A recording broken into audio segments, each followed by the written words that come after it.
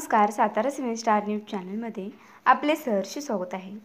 कोरेगाव शहर आणि ग्रामीण भागात आषाढी एकादशी उत्साहात साजरी, दर्शनासाठी भाविकांची गर्दी।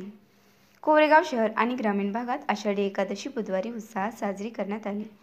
पहाटे विठ्ठल रुक्मिणीची विधिवत पूजा करण्यात आली, त्यानंतर भाविकांना दर्शन खुले करण्यात आले। दिवसभर दर्शनासाठी भाविकांची गर्दी झाली होती। गावोगाव एकादशी निमित्त विठू नामाच्या गजरात दिंड्या काढण्यात आल्या।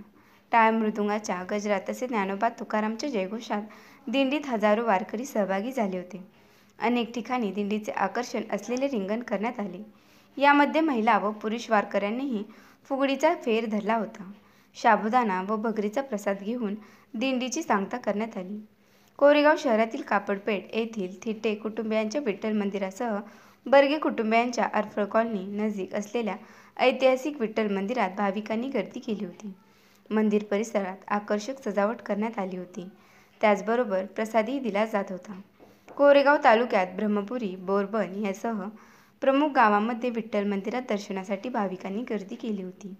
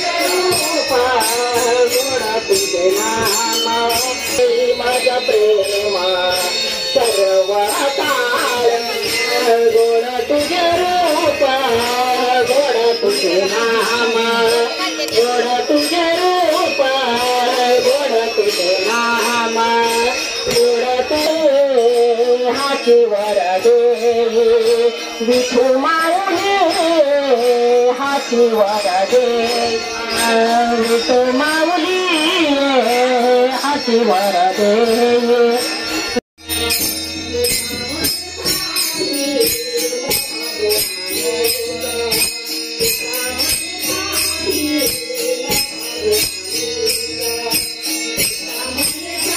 माझा प्रेम सर्व काळ गोड तुझे रूप, गोड तुझे नाम, गोड तुझे रूप, गोड तुझे नाम, गोड तुझे रूप, रूप गोड तुझे नाम, गोड